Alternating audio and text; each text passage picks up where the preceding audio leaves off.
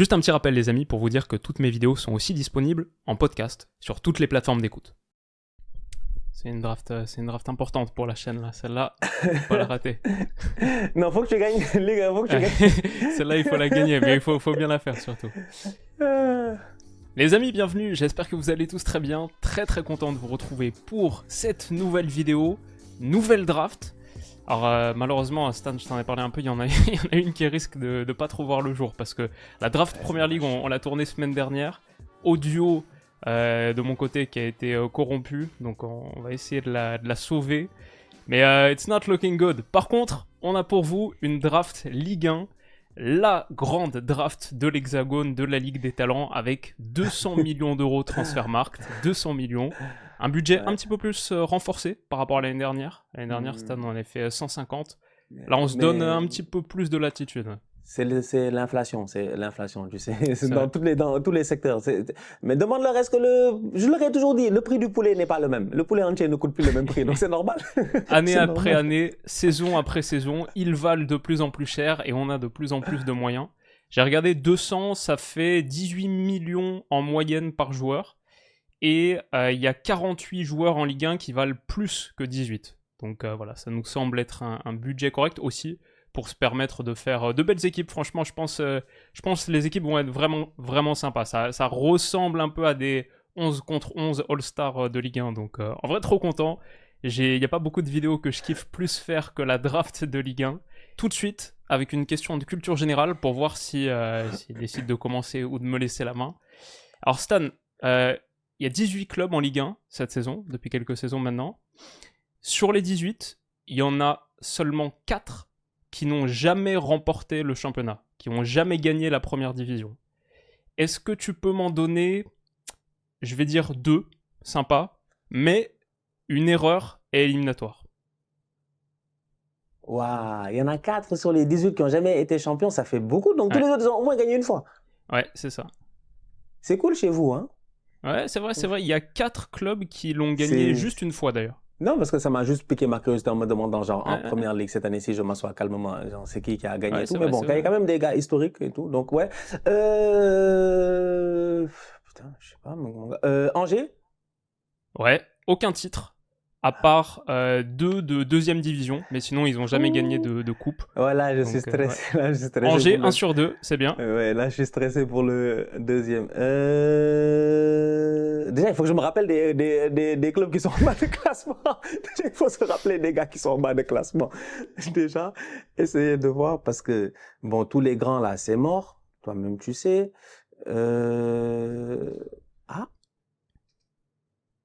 Peut-être ils étaient forts dans le temps, je sais pas. Je sais pas, j'ai des doutes. Parce qu'il y en a, ils sont allés en Ligue des Champions, ils ont tapé des gens là-bas dans le temps. Donc peut-être qu'eux, ils ont gagné des Ligue 1, tu vois, il me semble, dans l'histoire. Donc peut-être je dirais, j'ai envie de tenter les frérots de l'Alsace, Strasbourg. Ah non, ils ont gagné une fois un titre. Aïe. En 79. Ouais, 79, ça fait longtemps, ouais. C'est vrai. Parmi les 4 équipes qui ont gagné un seul titre, d'ailleurs, c'est l'équipe qui l'a gagné, le club qui l'a gagné, il y a le plus longtemps. Sinon, il y avait Auxerre, qui a gagné une fois, en 96, l'énorme AGA de l'époque. Lens, une fois, en 98, et Montpellier, une fois, en 2012. Mais sinon, non, sur les clubs qui ont jamais gagné la Ligue 1, t'as Angers, comme t'as dit, il y a Toulouse. Ah, j'étais en hésitation en plus. J'étais entre Toulouse et Strasbourg. Je te dis. Aïe. Toulouse, 4 Ligue 2 pour Strasbourg, pour Toulouse, pardon, et 2 Coupes de France. La dernière, il n'y a pas longtemps, en 2023. Il y a Brest, qui a aucun titre majeur, à part un de deuxième division en 81. Brest, qui est en champion cette saison, mais qui a jamais gagné la première division. Et il y a Rennes. Rennes, c'est un peu le Tottenham de la Ligue 1, c'est un peu la inside joke. En Ligue 1, non, ils n'ont jamais gagné la Ligue 1, ils ont assez peu de titres, ils ont 3 Coupes de France, la dernière en 2019, mais sinon c'est tout. Pour un club qui est aussi important maintenant, qui est systématiquement en première partie de tableau, européen, Champions League et tout, ouais, eux, jamais de Ligue 1. C'est surprenant, c'est très surprenant, c'est assez fou, franchement, Ok, bon, interesting. Ça a fait ta culture un petit peu.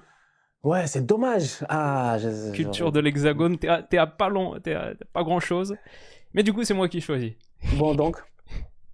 Et du Ça coup, je m'intéresse commence. beaucoup en plus. Tu commences. Ouais, Tu commences. je commence.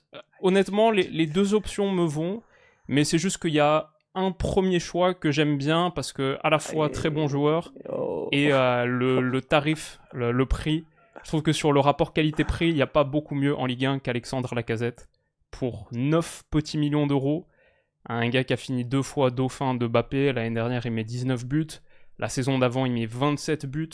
Lacazette, il y a 5 saisons en Ligue 1 où il a été au-dessus des 20 buts et 3 fois au-dessus des 25 buts même. Donc c'est juste un serial buteur qui a pas super bien démarré cette saison actuelle niveau stats, mais même dans le jeu, il montre quand même que la qualité de combinaison, etc., c'est notre captain. Ouais, je commence, en tant que bon Lyonnais, je pouvais pas commencer avec quelqu'un d'autre que mon ami Alex. C'est intéressant. Je m'attendais pas du tout à ça. Alors là, je C'est vrai, c'est m'attendais vrai. à Ah, j'ai tous grillé les- mon premier choix un peu du coup. Genre, je m'attendais absolument pas à Alexandre Lacazette. Pourquoi Ouais, non, bon, nous on le connaît, c'est un bandit. Quand même, on était là. 46 buts sur les 2 dernières saisons en Ligue 1 et il n'y a pas grand monde qui Non, fait c'est ça. un tonton, il claque des buts, lui. Même à Arsenal, quand il était sur le banc, il mettait ses C'est vrai, 12, c'est vrai, 13, c'est 8 vrai. saisons, je te dis. Lacazette, Arsenal, il a quasiment toujours fait plus de 10 buts en ouais, tout PL le temps, par saison. tout le temps, tout le Voilà, temps. Tout le temps, il a été efficace tout le temps. Quand tu as besoin de lui, il y a toujours ces moments-là où il était bon. Donc, très bon attaquant, belle carrière aussi. C'est intéressant. Bah, écoute, je pense qu'on va aller directement dans le vif du sujet. On va Vas-y. attaquer l'affaire. Soyons fous, franchement, soyons fous. Moi, je pensais que tu allais être fou, mais comme tu n'es pas fou, moi, je vais être Je fou. crois que j'ai une petite idée, vas-y. Donc, moi, je vais aller directement avec les 2 prochains choix. Je bloque tout de suite mes 2 ailiers. À droite, je mets Greenwood. À gauche, je mets Barcola. Ouais, bien. Les deux étaient sur ma liste, mais Barcola, finalement, j'ai trouvé autre chose. 50 pour Barco, c'est beaucoup, c'est sûr. Mais c'est que, non, en fait, le petit, il est efficace. Je vous l'ai dit, c'est petit cola. C'est petit cola, en fait. Tu es en baisse d'énergie, tu le croques et tu reviens, je dis, au top de ta forme. Le petit est rempli de caféine. Tu comprends pas. Il est sur le terrain, ses frappes enroulées sont au top. Depuis le départ de Mbappé, il a pris confiance. Bien joué, mon petit. Donc voilà, c'est cher, mais c'est risqué. Yeah. Barcola et Greenwood, bon, il fait le taf, quoi. Franchement, il fait le taf. Meilleur buteur du Greenwood, championnat en plus. Voilà, c'est ça. C'est meilleur buteur de Ligue 1 pour l'instant, 5 buts. Bon finisseur. Pied droit, pied gauche. Vraiment dans la surface, je trouve exceptionnel. Et Barco, là, très très récemment, il y a une petite baisse de régime, je pense. C'est normal, Ça va être intéressant avec Barcola, c'est vraiment un nouveau statut à assumer, là. Genre, ok, maintenant, il est un des joueurs clés du PSG, un des offensifs clés. Il a eu la convocation équipe de France, il a eu la pub, il a eu les photos, tu vois. Maintenant, c'est vraiment devenu un peu une rosta, quoi. Et à 50 millions, c'est top 5 des joueurs les plus valuables de Ligue 1 déjà, donc sa cote a explosé. Et j'avais hésité à le prendre parce que l'année dernière, j'avais pris lui et Lacasse d'ailleurs, Oui. pour en plus la bonne association, les deux qui se connaissaient super bien, Tout à fin fait. de saison 22-23. Les deux ensemble, ils se trouvaient les yeux fermés et tout, c'était magique. Mais ouais, c'est clairement c'est le premier nom que j'avais au tout début quand j'ai fait mon brouillon. Après finalement, j'ai choisi un petit peu autre chose. Mais ok, t'es parti sur tes 2 ailiers donc, Barco et Greenwood, 75 des 200 dépensés, c'est clair. Non mais tu démarres bien, franchement. Moi aussi, Greenwood je l'avais aussi. D'ailleurs, Greenwood je l'avais aussi et j'envisageais même une attaque à 2 avec la case parce qu'il peut jouer aussi buteur, Greenwood. Oui. Greenwood, il peut jouer partout. Ouais, 210 matchs en carrière, j'ai checké pour Greenwood, il y en a genre 110 en tant qu'ailier gauche, 10 en tant qu'ailier droit, je veux dire, 10 en tant qu'ailier gauche, et 80-90 dans l'axe, genre en tant que buteur, second attaquant. À United, il y a beaucoup joué axial, donc limite, le fait que tu prennes Greenwood me fait un peu plus mal que Barco, mais bien sûr, 2 très bons choix pour démarrer. Maintenant, il faut tenir. Maintenant, il faut défendre, quoi. Maintenant, on a attaqué, il faut défendre. Maintenant, il faut défendre. Maintenant, il faut enchaîner sur la suite. Vas-y, bah écoute, ce que je vais faire du coup, c'est enchaîner au milieu de terrain, où je vais prendre d'abord Pierre-Emile Højbjerg, qui fait un très très gros début de saison. Je crois que c'est le 3e joueur le plus utilisé par De Zerbi. En gros, il a joué toutes les minutes, sauf 5. Et ouais, tu l'avais pris dans ta draft des recrues à l'époque pour 18. Je l'avais pris dans... Højbjerg, cette année, je pense qu'il est dans toutes les drafts où je peux le mettre. En fait, il est trop pertinent. Tu l'avais là? Même là, j'avais Højbjerg. Ouais, normal. Pour 18 en plus, tu vois, 29 ans, sa cote a un peu baissé depuis l'époque Mourinho et tout. Je pense à un moment en PL, il était coté à 40, un truc comme ça. Et franchement, il est très très fort, hein. Il n'y a rien à redire sur son début avec Marseille. Tout de suite imposé comme un patron. Il y a la qualité de leadership, mental, mais aussi juste technique, les renversements, l'agressivité. Franchement, il a tout. Et ouais, il a joué 95% des minutes possibles. Il y a 4 joueurs qui sont dans ce cas à Marseille. C'est Rouli, le gardien. C'est Greenwood, Højbjerg et Murillo. Donc il est vraiment devenu un indépassable au milieu pour De Zerbi. Et ça ressemble vraiment à une très très très belle pioche pour Marseille. Donc voilà, le deuxième dans ma draft, Lacazette, Højbjerg. Et ensuite, je pense que... C'est quoi, tu m'inspires beaucoup, Stan. Tes choix de draft au fur et à mesure des années se sont montrés si pertinents. Oh le truand, c'est quel autre joueur il va me prendre? Qui je vais partir sur un gars que tu avais aussi scouté il y a un moment, il y a genre 1 an en Serie A. À l'époque, il était au Torino, Wilfried Singo, qui est passé à 25 millions maintenant, et qui est juste un monstre, un buffle. Genre à Monaco, ils hallucinent sur lui. Athlétiquement, il est tellement impressionnant. Les retours, l'agressivité, vraiment, l'Ivoirien, là, pur défenseur central. Ligue 1 peut viser la PL derrière, mais c'est déjà devenu un des MVP du championnat. Je pense 25 millions, ça le met dans le top 25, top 30 minimum, un truc comme ça. Et j'aime beaucoup Singo à chaque fois que je l'ai vu, même à l'époque où tu l'avais mis au Torino. J'avais aussi un œil sur lui à l'époque en Serie A. Très très costaud. Et puis très versatile aussi, tu vois, il fait partie de ces boys-là que tu peux utiliser un tout petit peu, que ce soit dans l'axe, sur le côté, tu vois, tu peux... Je trouve son meilleur poste, c'est défenseur central droit dans une défense à 3. Défense à 3, c'est ça. Tu peux le mettre arrière droit, défenseur central droit, défense à 2, ça joue aussi. Il a fait avec Monaco cette saison. C'est ça, donc, exactement. Pour l'instant, je le prends, je dirais, en tant que défenseur central. Le bandit, il parle pas de sa tactique, on sait pas. Ok, c'est intéressant. Donc Højbjerg, c'est mort, je suis obligé de le supprimer, c'est dommage. Oh là là, je l'aimais trop. Højbjerg, ok, donc je peux plus avec Højbjerg, il n'y a pas de problème. J'ai 2 choix. Il y a un boy que je veux vraiment bloquer parce que je pense qu'il fait énormément de sens dans la manière à laquelle je veux jouer. Et je pense aussi qu'il y a un green link qui se fait là-bas. Ma foi, il me coûte cher, mais j'ai pas trop le choix. C'est Fabian Ruiz à 35. Ouf. Ouais, man, j'étais en train de dépenser, je sais même pas je suis à combien. T'es à 110. Mec, cette fois, tu sais quoi, j'ai innové. Je me suis dit, ça suffit de sortir les calculettes, j'ai fait un petit Excel là. Donc, je rentre les trucs, je rentre les chiffres et ça dit bien. Automatiquement. Dis-moi si jamais tu galères, je te dis direct. Toi, tu es efficace, toi. Tu es très efficace. Franchement, petit tableau, bien calibré, on est chaud là. Merci beaucoup, merci. Les drafts de 2024-2025 se professionnalisent. Pour ceux qui écoutent en podcast, il y a aussi nouveaux visuels sur la vidéo et tout. On step up. Vous avez vu, hein, on n'est pas des tocards. Voilà. On travaille. C'est ça, on est devenus des lascars. Dans l'ombre. Donc du coup, il y a Fabian Ruiz, 35. On va le placer là-bas. Tu m'as mis Højbjerg, Singo. Je sais pas trop de trucs parce que j'ai des options. C'est quoi, j'ai même sorti Tactical Board à côté. Et du coup, je mets tes joueurs au fur et à mesure. Je peux même voir ton 11 un peu, tu vois. Ça te donne une idée. Je vais te donner un autre milieu de terrain là maintenant. Allez. C'est Habib Diarra pour 18. Habib Diarra, Strasbourg. Capitaine de Strasbourg en plus cette saison. Il est en train de faire une très très belle saison. La dernière fois, il avait claqué un très beau but, là, une frappe pleine lucarne enroulée. En équipe nationale du Sénégal, il enchaîne les matchs. En fait, il est titulaire depuis presque j'ai envie de dire, depuis la trêve internationale du mois de mars. Donc depuis presque maintenant 9 mois, je pense. Environ, il est titulaire en équipe nationale, mais pas dans le même poste qu'à Strasbourg. Strasbourg, il joue derrière l'attaquant un peu, milieu de terrain très offensif en fait sur le terrain, et alors qu'en équipe nationale, il joue piston droit. Donc c'est un autre délire. C'est vraiment...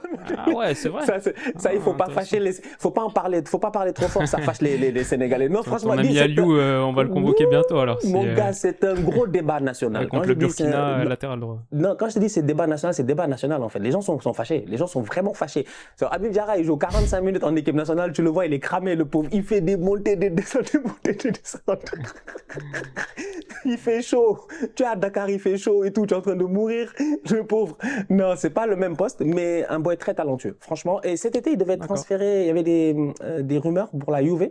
Je pense que les gars de la Juve étaient très intéressés. Thiago Motta, tout ça. Ça s'est pas fait. Il a eu une grave blessure lors du dernier match en Mauritanie qu'on a joué au mois de juin. Donc, il avait la cheville enflée, tout ça. Je pense que ça l'a mis pendant au moins 2 mois et tout. À la mi-temps, ouais. Voilà, donc c'était un peu compliqué. Donc, c'était un peu ça. Donc, peut-être ça a dû jouer sur son transfert. Il reste une saison de plus à Strasbourg. Je pense que c'est le moindre mal.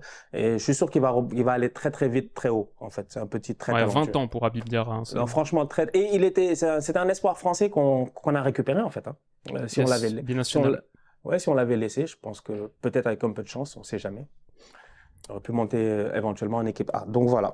Très bien. Ruiz, Habib Diarra pour ton milieu de terrain. Deux milieux coup sur coup, ça m'étonne pas. Ça, c'est très, très Stan. Donc Ruiz, Habib Diarra, et ça me fait donc 128, hein, c'est ça? 128, exactement. Exactement. Bon, sur les 4 premiers joueurs. Il te reste 72 millions. Maintenant, c'est la draft de la Hesse. Ok, vas-y. Vas-y, j'enchaîne. Je vais prendre mon gardien. C'est limite un des meilleurs gardiens d'Europe sur le début de saison. Depuis qu'il est arrivé, il est tout feu tout flamme en Ligue 1. Geronimo Rulli de l'OM pour 5. Non seulement sa qualité sur penalty, mais aussi le tempérament, le leadership. Je crois que tu passes de Paolo Lopez à Geronimo Rulli. Tous les supporters marseillais sont très très contents. Ils ont fait une vraie upgrade. Et il était dans un moment un peu spécial de sa carrière, blessure, Villarreal, Ajax et tout, mais on se souvient à l'époque Villarreal, où il avait fait aussi de très très belles performances, notamment en Europa League quand il la remporte et tout. Toujours bien aimé Rulli, aussi à l'époque, je crois, juste une saison, mine de rien, j'avais checké, ou peut-être un peu plus, à Montpellier, si je dis pas de bêtises. Montpellier, c'est ça, il avait joué en Ligue 1, mais je sais plus où. Et à l'époque, déjà, il m'avait tapé dans l'œil. Oui, tout à fait. Ouais, c'était toujours... voilà, il revient en Ligue 1, et pour l'instant, il n'y a vraiment rien à dire. Donc voilà, celui qui a stoppé le penalty de mon numéro 9, on le met dans l'équipe, Rulli et Lacazette se retrouvent, et pour 5 millions, bonne petite pioche au poste de gardien. J'enchaîne avec un autre gars budget, mais alors lui, c'est un gars qui était un peu surcoté à un moment, mais maintenant il est devenu sous-coté. C'est mon défenseur droit, Kenny Lala, pour 3 millions. Ah non, boy, t'as vraiment... Aïe. Oh, c'est dommage, c'était mon latéral, boy, Kenny Lala. Oui, il est trop fort, comment ça sous-coté, il est trop fort. Non, en fait, pour moi, Kenny Lala, je suis désolé, hein, je m'excuse, mais des fois tu fais un peu footix, tu vois, c'est normal. Ouais, FIFA, tu vas me dire, non? Voilà, je te jure, c'est Kenny Lala, il voilà, est latéral droit. C'est pour ça que je suis parti vite sur lui, parce que je me disais qu'il y avait un petit risque, tu vois, les cartes FUT Team of the Week de l'époque, là, il y a genre 5, 6, 7 ans, un truc comme ça. Ouais, je me disais, ça allait t'influencer un peu, ça remonte peut-être à même plus que ça, à l'époque où il était très chaud à Strasbourg. Ouais, tout à fait. Et maintenant, en fait, il est à Brest maintenant, ça fait genre 1 an et demi, je crois qu'il est arrivé saison dernière. Et juste solide, taulier. Maintenant, l'expérience, il a genre 32, il va avoir 33 ans, je crois, un truc comme ça. Et il se distingue par 2 choses, c'est la qualité de centre et les tacles. Il est top 15, top 8% en Europe en passe progressive, top 15% en action qui amène à un tir, comparé à tous les latéraux des 5 championnats majeurs en Europe, donc pas mal. Mais aussi dans le premier quart en tacle réussi. Donc pas dribbleur du tout, pas très flashy. Pas bon particulièrement dans les airs, mais une vraie qualité de centre, l'agressivité, et là enfin peut-être la mentalité. Le leadership, c'est un leader. Hein. C'est un leader sur le terrain. Et franchement, tu vois, il est en Ligue des Champions, là pour l'instant, dénote pas, et 3 millions, je trouve que c'était vraiment une belle affaire. Donc Rulli plus Lala pour 8 millions à eux deux, ce sont mes 4e et 5e choix. C'est dommage. Vraiment, là, c'était mon gars. C'est intéressant. Ok, donc on va prendre le temps pour ça. C'est un joueur que j'aime bien. J'ai sorti à un moment donné une de mes meilleures punchlines en fait sur lui. C'était un match Paris Saint-Germain contre Nice. Il avait fait une super performance sur le côté. Je sais plus c'était qui l'ailier du Paris Saint-Germain. L'ailier du Paris Saint-Germain avait cru que ce soir-là, il allait pouvoir se servir comme il veut, que ça allait être open bar. mais mon bandit, le bandit, il a fait une très grosse saison. Il a dit non, il n'y a pas open bar aujourd'hui, on paye. Il était là comme un videur devant une boîte. Donc, Melvin Barr, 12 millions. Ouais, pour 12, c'est bien. Latéral gauche. Franchement, c'est mon gars. Je l'aime bien. C'est un des mieux cotés, hein, je pense. Il doit être dans le top 4-5 des plus valuables sur Transfermarkt. Et puis, tu sais que c'est un gars, il connaît bien le championnat. Il fait le taf, quoi. Tu sais, il y a des gars, ils font le taf. Ils sont là, ils font formé le taf. à Lyon. Hein. En plus, ça, je savais même pas. Tu vois. Mais vous, bon, ça m'étonne pas aussi, hein. Votre centre de formation, là, qui n'est pas sorti de... Les gars, ils sortent de Lyon, ils sortent du Havre, ils sortent tous des mêmes centres de formation en France. Il a encore que 23 ans en plus, hein. Ça se passe bien pour Melvin. Bon, bah écoute, donc ouais, Melvin, fais confiance, gère-toi sur le côté. Ouais. Et je vais bloquer un défenseur central parce que je sais pas trop où est-ce que tu t'en vas. On va en choisir un, c'est un Sénégalais. Il n'est pas encore appelé en équipe nationale du Sénégal. Moi, j'aimerais bien qu'on l'appelle en équipe nationale du Sénégal. D'ailleurs, je milite même officiellement, hein. D'ailleurs, je mets mon costume. Je viens et je vous dis quand même, monsieur le coach, ce serait intéressant d'appeler ce petit-là, pour qu'on puisse le voir. Il est capitaine dans son club, il est défenseur central, il est au Havre, il s'appelle Sanganté, Aruna, de son prénom. Et il fait une top saison, en fait. Franchement, il est solide. Il est solide. Tu regardes le match et tout, tu regardes les performances du boy et tu te dis, voilà un boy qui est jeune, qui a du talent et qui aujourd'hui, je pense, pourrait peut-être venir et bousculer un tout petit peu la hiérarchie chez nos Lions, tu vois. Parce que bon, je me rappelle 22 ans seulement. Ouais, 22 ans et pour moi, il y a quelques facteurs qui sont intéressants. Le leadership, l'âge, le capitanat en Ligue 1, les performances sur le terrain. En fait, c'est pas mal de choses qui concordent où je me dis, j'ai envie de te voir. C'est tout. Je veux te voir. Viens à Dakar. Viens à Dakar, on mange un tchèp ensemble et je te vois. Après, on va voir. Et après, on va décider, tu vois, de comment on va gérer. Donc, voilà. Donc, Aruna Sanganté pour 10 millions. Ah, c'est la classe. C'est un vrai Havre en plus, lui. Formé au Havre. Le titre en Ligue 2 avec eux. Franchement, ouais, je me souviens, il y avait une interview de Mathieu Bonnemer qui en parlait avec... Il y a pas mal de petits Havrais qui sont intéressants, sans spoiler la suite. Très bon choix, Aruna Sanganté, en tant que défenseur central. Pour 10 millions seulement, c'est que parce qu'il est au Havre que je pense que tu peux faire cette bonne affaire-là. Ouais, tout à fait. Sinon, tu n'aurais pas pu. Hein. Je pense que sinon, tu t'en sors pas. Et ouais, il me reste combien là, monsieur le banquier? Il te reste 50 millions. 50 pour millions. 5 joueurs. Voilà, tout est possible, on y croit. Ouais. En Ligue 1, ça se fait. En Ligue 1, ça se fait. Je vais prendre au milieu de terrain pour mettre à côté de Højbjerg, un petit peu dans la même veine que Højbjerg. Milieu central, super solide, et qui est en train de faire un top début de saison, du côté d'une des plus belles équipes de Ligue 1 sur le début de saison. Et lui, le capitaine, a vraiment une influence forte là-dedans. C'est Denis Zakaria, qui n'avait pas super bien démarré à l'époque à Monaco, mais là, vraiment, il est revenu chaud, sous Hutter, vraiment top. 25 millions. 2 buts cette saison déjà. 2 buts cette saison. En plus, c'est un boy highly rated quand il était arrivé en première ligue, je m'appelle à Chelsea. Bien sûr. Il y a pas mal de clubs qui... il nous intéressait pas mal en fait, tu vois. Et je pense qu'en première ligue, il nous intéressait un peu nous tous. On était comme, voilà, un boy, un bon profil milieu de terrain, box-to-box, tu vois. Et ça n'a pas marché pour lui en Angleterre, c'est dommage. Mais ça fait plaisir de le voir se relancer à Monaco avec le capitanat en plus. Ouais, je me souviens, j'avais pris connaissance, je crois, de Zakaria juste avant la Coupe du Monde 2018. Quand je faisais mes épisodes, et notamment j'avais fait sur la Suisse, et j'avais parlé à des Suisses et ils me parlaient du double pivot Chakaria, Granit et Denis, la Chakariance. Et effectivement, pour Zakaria, il se met à confirmer. Là, à 27 ans, franchement, son début est top. Et Højbjerg Zakaria comme plateforme, là, double pivot, j'en suis très satisfait. Je vais prendre mon ailier droit. Ailier droit. Ailier droit. Alors, ailier droit, il y a des options, oui, il y en a quelques-unes. Il y a beaucoup d'options. J'en avais 4. Moi, j'en avais 4. J'en ai choisi une sur les 4. Ouais. Moi, j'en avais 3 et j'aimais bien Greenwood, vraiment le finisseur. Celui que je vais choisir à la fin, c'est le dribbleur. 25 millions pour lui aussi. 25 ans. Le petit Kosovar, Edon Zegrova du LOSC. Ah ouais, il est bon. Qui est très spécial comme joueur. Il est chaud, en fait. Vraiment capable de coups d'éclat. Et bon, après, super dribbleur, vraiment. Dribbleur sniper, un peu. Pas mal de frappes extérieures de surface aussi. Mais dribbleur, genre, il a vraiment son geste à lui. Sur les compiles, c'est choquant. Et il t'en passe 15 à la suite. C'est contrôle pied droit sur le côté. Il se met face à son défenseur. Et petit pont pour passer son 1 contre 1. Toujours en 2 temps. Le contrôle et ensuite le pied gauche. Et c'est un peu le geste Ousmane Dembélé qui le passe pas mal aussi, comme ça. Genre, un peu double contact en étant à l'arrêt, comme ça. Contrôle, boum. Et juste vrai petit dribbleur, petite boule d'énergie. Après, je dirais pas du tout dans le même profil technique, mais dans son impact, son rendement en match, il me fait un peu penser à l'époque Memphis à Lyon. C'est qu'il peut faire un match un peu frustrant, où il est dans son guidon, du déchet, pas top. Et après, il y a un geste de lumière que seul lui, peut-être sur le terrain des 22 joueurs, est capable de sortir et qui débloque le match. Et parfois, il claque des doublés sans avoir donné l'impression d'avoir fait un match monstrueux en étant vraiment, en ayant vraiment sa patte sur le match pendant les 90 minutes. Mais c'est parfois le seul capable d'un geste totalement élite. Et là, tu dis, ah ouais, ok, bon, t'es content de l'avoir. Même quand il joue un petit peu hors partition, même s'il n'est pas parfait, c'est le genre de joueur spéciaux. Et à Lille, ouais, la saison dernière, il a fait 33 des 34 matchs, 6 buts, 6 passes D. Même au Kosovo, c'est déjà le 9e joueur le plus capé de l'histoire du Kosovo, à 25 ans. Ils ont une petite équipe sympa, le Kosovo. J'étais déçu qu'ils ne se qualifient pas pour l'Euro.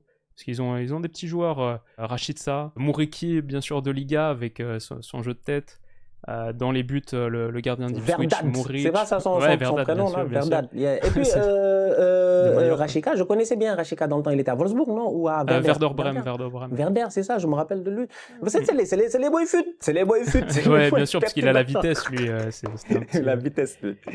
Je me rappelle. Mais du coup, ouais, non, Zegrova en Ligue 1, je pense qu'il n'y a pas grand-chose à dire. Et un profil spécial, capable de gestes spéciaux. Pour l'instant, on a Zegrova et Lacazette. Il manque mon ailier gauche. Mais ouais, mes 2 choix là, Zakaria, Zegrova, le double Z, les 2 à 25, ce qui porte mon total à 110 millions. 110 millions, intéressant, il te reste beaucoup d'argent, hein, franchement. Ouais, et 4 joueurs. C'est bien. Et 4 joueurs, je sens qu'il a vraiment gardé le cherry on the cheesecake. En fait, je me retrouve avec trop d'argent limite. On va voir ce que je veux. Allez, Ousmane Dembélé, race, 60 millions, numéro 10. À 60, non, ça c'est un peu trop quand même. Mais... C'est ça que je disais, je regarde les Dembou, j'ai dit franchement, Dembou 60, Dembou doit coûter 20, 25, non, Dembou il coûte 60, on le connaît. Oh là là. Ah, mine de rien, en Ligue 1, on a pas mal de bons ailiers, c'est pour ça Dembélé à 60, c'est pas l'option la plus attractive. Ouais, non, c'est le plus cher d'ailleurs. Ouais, il y a 3 joueurs qui sont à 60 en Ligue 1. C'est le montant le plus cher du championnat, c'est Dembouz, Hakimi et Warren. C'est mort. C'est mort, franchement, je suis pas Nasser. Pour toi, c'est mort. Ah ouais, là, moi, c'est mort, là, je suis pas Nasser. À 50, là, c'est mort. Donc, j'en étais où? Donc là, qu'est-ce que je t'ai donné, en fait? Qu'est-ce que j'ai pas donné? Où est-ce que j'en suis? Je suis un peu perdu, là. Alors, il te manque un défenseur central, un défenseur droit, ton 10, ton 9 et ton gardien. Yeah, là, c'est la galère. Hein. Est-ce que je me suis pas trompé dans mes calculs même? Comme ça, comme Tocard. En tout cas, il te reste 50. Ok. À côté de Sanganté, je vais mettre Balerdi à 20. Pas mal. J'avais un œil sur lui. Ouais. Non, Balerdi, c'est comme Balerdi. C'est Balerdi, quoi. C'est Balerdi. C'est bien. Ouais. Faut dire, les Marseillais, ils savent. Balerdi, il est fou, lui. Balerdi à 20. Son seul problème, c'est l'arbitrage français. Évidemment, des cartons non compréhensibles dans des matchs, hein, n'est-ce pas? On va pas en parler, hein, votre terme parlons bizarre, pas. Là. Donc, Balerdi à 20. À côté de Sanganté, je pense que ça donne une bonne balance. Ligue 1, Ligue 2, expérience, tout ça, ouais. Futur, blablabla. My God. Barcola 50, Ruiz 35. Là, tu commences à payer ces choix-là, je pense. Yeah, c'était osé. Mais tu sais, qui ne tente rien n'a rien. So, on va aller avec Kondogbia à 12 au milieu. Son coach a lui-même dit que quand il est venu, il pensait que c'était cramé, c'était mort, il allait se barrer, mais finalement, il a été convaincu et tout, blablabla, il joue. Donc, ouais, je pense que Kondogbia, ça donne. Donc, c'est ça. Donc, Balerdi, Kondogbia, ça fait combien, ça? Ça te fait 32 en plus, t'es à 182. Il te reste 3 joueurs et 18 millions. Good luck, man. Attends, je sors le transfert market. Ouais.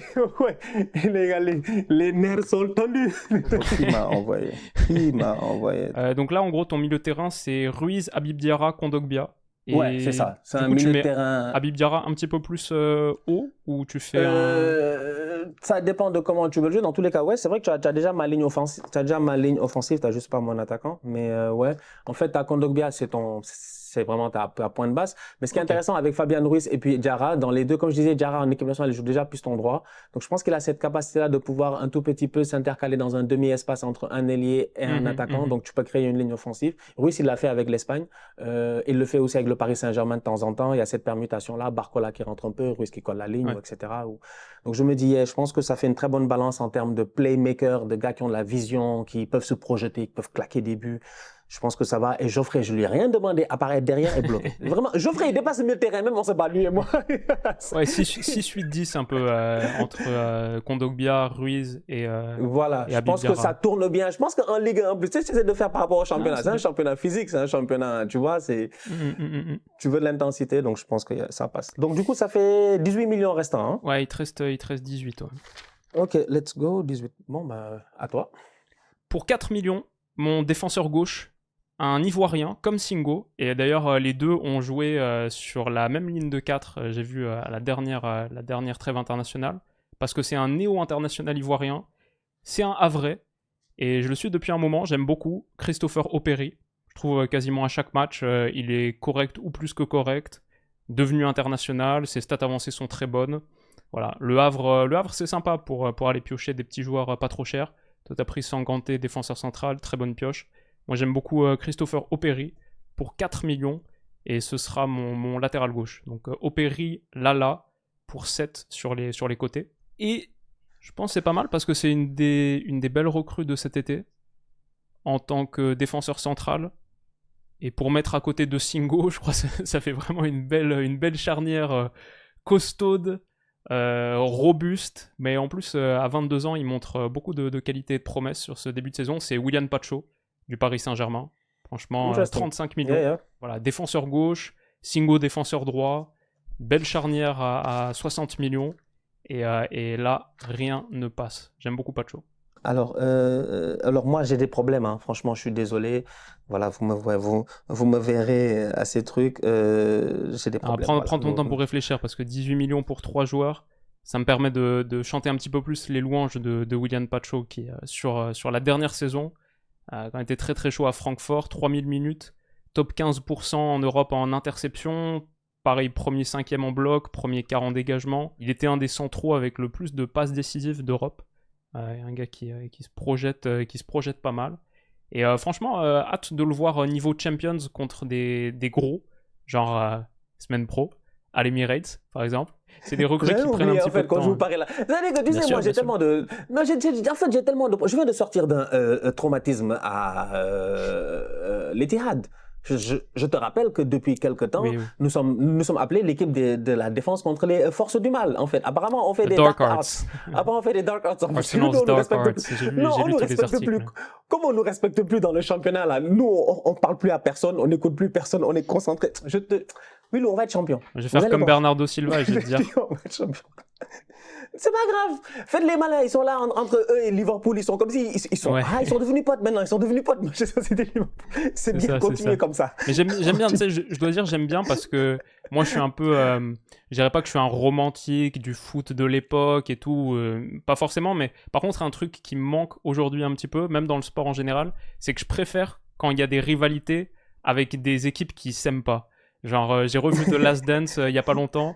Et franchement, quand Jordan il te parle des Pistons et qu'il dit genre mec je les aimais pas, genre on s'aimait pas, et vraiment tu vois que les gars sur le terrain ils se kiffent pas. Je trouve c'est une ambiance plus satisfaisante que tout le monde fait partie de la même famille, hey brother, bien joué et tout. C'est cool aussi. Mais là le petit truc qui est en train de se développer entre Arsenal et City, genre pas se kiffer, j'aime bien. Franchement j'aime bien. Voilà, nous on attend les jugements en cours, hein, comme on a dit. Franchement, c'est-à-dire que les 115. Non, il faut être honnête quoi. C'est-à-dire que tout le monde a perdu des points. Everton, Nottingham, machin, les frérots là doivent perdre des points. Ah, mais c'est pas comme ça que vous voulez gagner. Non, c'est pas grave, mais on s'en fout. tu prends. T'es un rapace. Faut les sanctionner, ouais. Il te reste 3 joueurs, Stam. Oui, arrête de me stresser, toi aussi.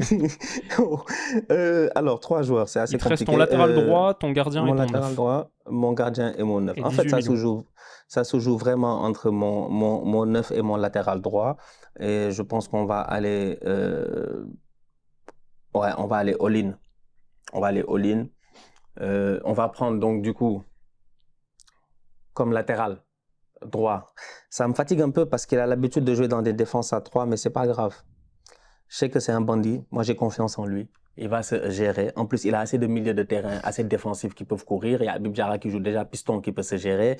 Donc, ça va aller. C'est Ruben Aguilar à 5 millions. Bien sûr, ouais. Qui lui aussi, un petit peu comme Kenny Lala, a fait un petit... il est un peu revenu de parmi les morts. Genre, Monaco, c'était compliqué. C'est des remontadas, c'est des comebacks.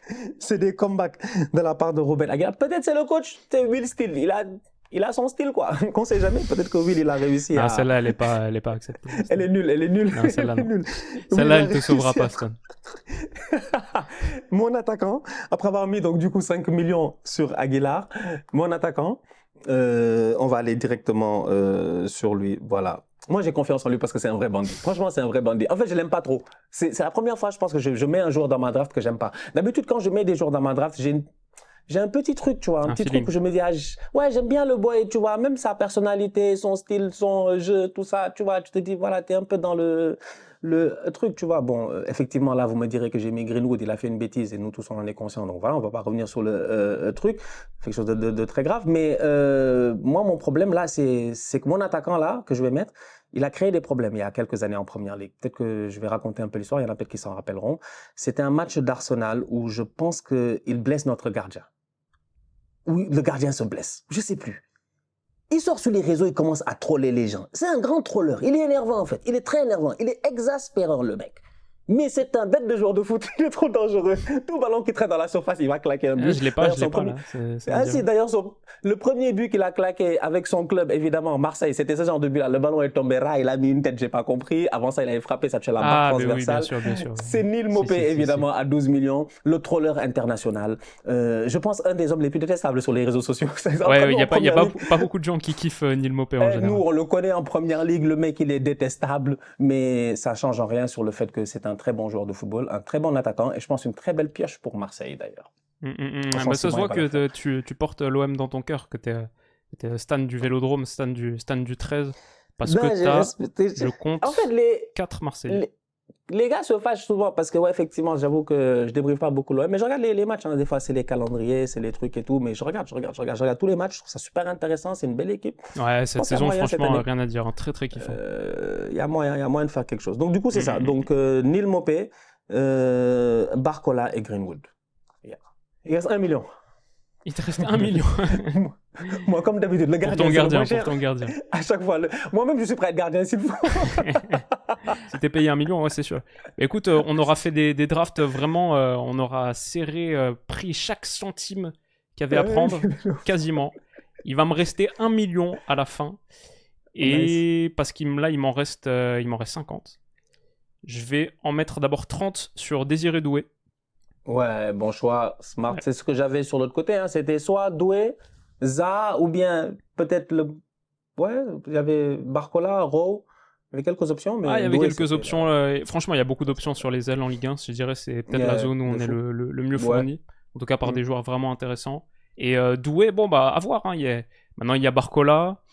Après, c'est le Paris Saint-Germain. Il y a plein de matchs cette saison. Il est encore tout jeune, 19 ans. Sur la force de percussion, il n'y a pas grand-chose à dire. Je suis allé revoir encore les chiffres avancés de Doué. Sur la dernière année, là, il est top 1% en Europe de 4 catégories. J'ai rarement vu ça. 99e centile de 4 catégories différentes. Possession progressive. Dribble réussi. Il en passe quasiment 3-4 par match, ce qui est énorme. Ballon touché dans la surface de réparation adverse. Genre 11 par match. Et passe progressive reçue. Donc voilà, juste un danger du dernier tiers. Tu peux le faire jouer demi-espace gauche, comme sur l'aile, un petit peu 10 aussi. C'est encore un joueur énorme diamant brut qui doit être poli sur la prise de décision, tout ça, la justesse. Mais moi, il y a une action qui me reste en tête. C'est son entrée contre Girona, là, il y a une dizaine de jours. Il est touché aile gauche. La caméra fait un zoom sur lui, donc plan serré de derrière.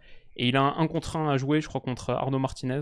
Et il y va direct, genre il a faim de ce 1 contre 1, il est là pour ça, il y va et il y va avec plaisir quoi. Il le mange en plus, il lui passe un passement de jambes express comme ça, rentre à l'intérieur, peut-être un petit ballon à mettre pour Kanghini, à la fin il choisit la frappe, donc encore la justesse à trouver dernier tiers, mais je trouve que le potentiel est top, pour 30 millions c'est vraiment intéressant, et finalement j'étais sur Barcola à la base et mon choix c'était un peu, est-ce qu'on peut pas libérer du budget pour d'autres postes avec un Doué qui j'espère, et pourtant j'adore Bradley, mais j'espère aura un petit peu les mêmes bruits qu'il y a autour de Barcola en ce moment, qui sont totalement mérités pour Barcola, un super petit joueur. Mais ouais, Doué, je pense, même sur Barcola cette saison, il y a peut-être une opportunité à aller chercher, parce que Barcola là vit sa période faste, mais il n'a pas non plus un statut encore. Et d'ailleurs, au PSG, c'est ça qui est bien dans cette équipe cette saison, c'est personne n'a de statut, véritablement. Donc, c'est ça, hein. Je pense qu'à part Ousmane, je disais, à part Ousmane, concrètement, je vois pas un mec devant là qui peut se dire qu'il est sûr d'être sur le 11 presque à chaque fois, quoi. Peut-être Marquinhos en tant que capitaine, oui, voilà. Derrière, c'est ça, les boys, mais c'est que devant, devant, c'est fluide, c'est sûr. À la minute où Gonzalo Ramos, il s'est blessé, là, ça devient très open, en termes de système, de Marco Asensio par-ci, de trucs. C'est ça, moi, je pense que le boy Doué, il a le bon coach pour lui permettre de pouvoir vraiment aller évoluer, et Luis Enrique, il a le flair, hein, c'est à un moment donné, il sait qu'il en a besoin. Peut-être il y en a un qui passe faux neuf à la place d'Asensio, peut-être que machin. Donc, ouais, moi, j'ai hâte de voir. Franchement, j'ai hâte de voir. Moi, l'équipe là, c'est Luis Enrique, moi, partout où il est, moi, il me stresse. On a donc Doué, Zegrova sur les côtés, Lacazette en pointe. Sous eux, bien sous eux, c'est Højbjerg et Zakaria. Et en 10, du coup, pour boucler avec 20 millions, ce qui porte mon total à 199, Takumi Minamino. Minamino, le japonais, 10 buts, 6 passes D la saison passée. Conversation MVP, genre il était parmi les joueurs les plus importants de la saison dernière. Tu sais ce que t'as avec lui, franchement lui aussi je trouve qu'il a trouvé un petit peu son rythme de croisière. Ok, ça n'a pas marché à Liverpool, mais à Monaco là c'est pas mal, j'ai hâte de le voir plus en Champions. Et juste très très bon petit gars à 20 millions. Très créatif franchement Monaco, entre Ben Seguir, Minamino, Akliouche, ils ont tellement de ces petits joueurs là, demi-espace, intérieur, 10, et il y en a un que j'oublie aussi, dont je parlais l'autre jour. Moi j'ai Golovin bien sûr. J'aime beaucoup cette équipe, franchement je pense qu'ils vont faire une très très belle saison. Leur victoire contre le Barça, ouais, ils étaient à 11 contre 10, mais même, genre, ils jouent bien. C'est la deuxième fois, c'est une belle équipe. Après le trophée qu'on le veuille ou non, quand même, vrai, donc c'est pas mal, hein. C'est déjà pas mal. Mais donc voilà, ça conclut mon 11. C'est chaud. Ouais, comme je disais, donc dans les buts, on a Geronimo Rulli, qui est en feu sur ce début de saison, Lala Operi sur les côtés, ma défense centrale, Pacho, Singo, la force athlétique du duo, je suis assez convaincu, je pense. De fou, ça va être dur de les prendre de vitesse. Pas facile à passer. Et Højbjerg Zakaria, donc il y a aussi Singo qui a Zakaria devant lui, qui se connaissent bien. Doué Zegrova sur les côtés et comme j'ai dit Minamino sous la case. C'est chaud, pas mal de Monaco. C'est une belle équipe. Ouais, je suis assez content très très belle équipe. Ouais, elle est chaude. Ça, c'est vrai. Là, le vote il va être dur. Là, je sens que, je sais pas, peut-être que là, je sens le vote il va être dur là. Le vote, il va être dur. Parce que c'est pas mal. Moi, il me reste un joueur, c'est le gardien. Le gardien. Voilà, évidemment, il n'y a pas beaucoup d'argent, vous-même, vous savez. C'est un tonton. Mais il est efficace. Je pense qu'il a 2 clean sheets en 5 matchs, un penalty arrêté dès la première journée. Évidemment, il a arrêté le penalty contre qui? Contre un gars qui n'avait pas arrêté le penalty depuis apparemment 20 et quelques penalties. C'est ton attaquant, Miko Tadze. Donc, le gardien, c'est bien Steve Mandanda à 800 000 euros. Pas mal. 0,8 pour Mandanda. Donc, il reste 200 000 euros, évidemment, pour mon coach. Un bonus qu'on va donner à roulement de tambour.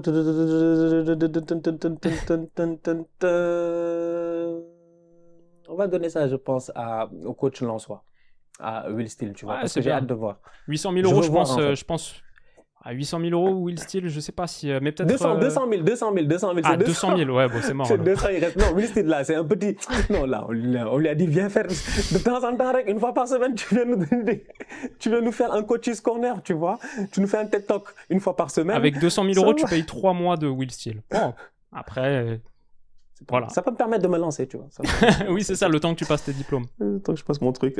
Donc, du coup, c'est ça. Ce trouillard-là, en plus, pendant tout ce temps-là, on payait ses amendes pendant qu'il n'avait pas de diplôme. Maintenant, il fait le malin. Hein, Will, c'est comme ça. Will, tu te rappelles, Will, quand tu n'avais pas de diplôme? Je me souviens.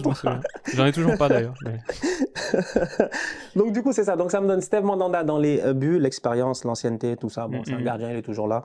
Balerdi Sanganté en axe central. Melvin Barr et puis Aguilar sur le côté. J'avais oublié parce qu'Aguilar, je l'ai choisi à la dernière minute. À la base, mon premier choix, c'était Kenny Lala. C'est dommage, tu me l'as pris. J'avais Thomas Meunier en deuxième choix, mais j'étais comme bon. Qui joue en ce moment en plus. Ouais, il joue.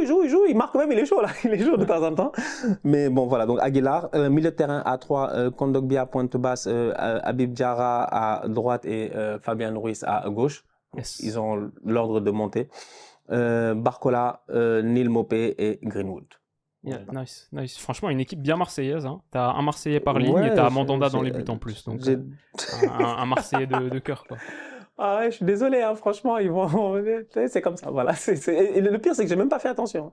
J'ai même pas fait attention, là. C'est bien. J'ai pas fait attention. Heureusement, moi aussi, j'ai pris quelques Marseillais. Sinon, le vote populaire, ça peut être un peu compliqué, tu vois. Et t'as pris des Marseillais, t'as pris des Lyonnais. Mais bon, les Lyonnais, le problème, c'est est-ce qu'ils regardent le foot en ce moment, quoi, les pauvres. Ils sont découragés. Donc peut-être même que ça les intéresse plus. J'ai pris un Lyonnais.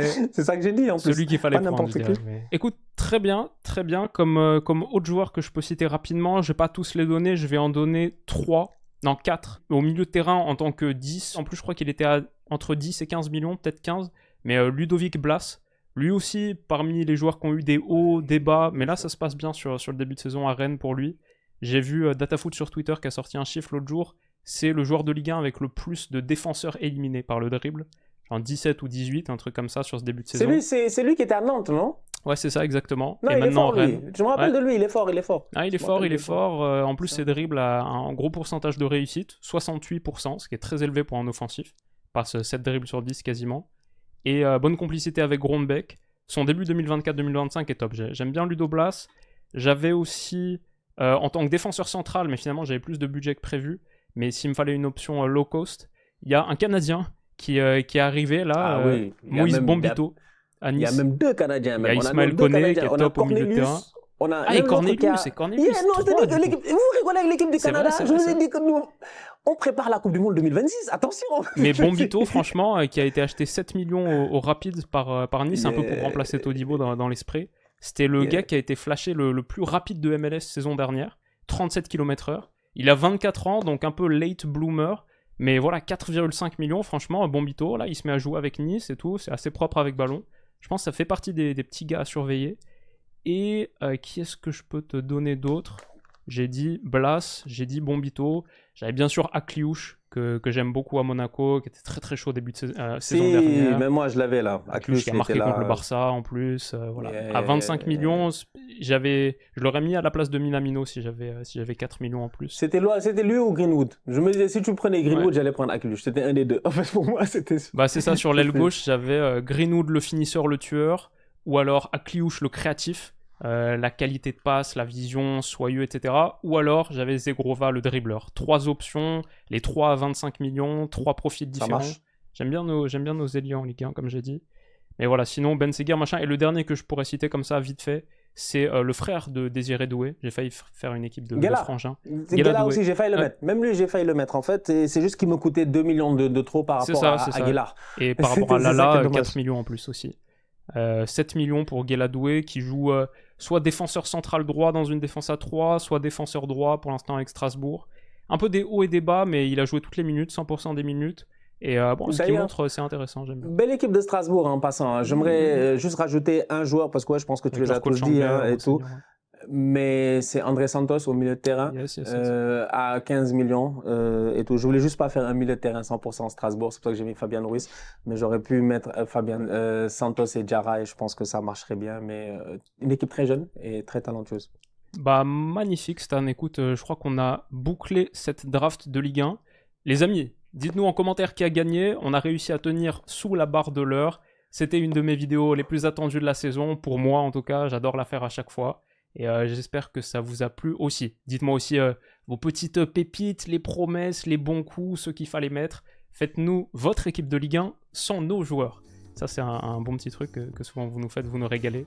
Donc mettez-nous ça en commentaire. Et nous, de notre côté, on se retrouve très vite pour la prochaine. Et déjà, bien sûr, sur la chaîne de Stan, avec 2 sujets qui arrivent bientôt. Prenez soin de vous les potes. Bisous.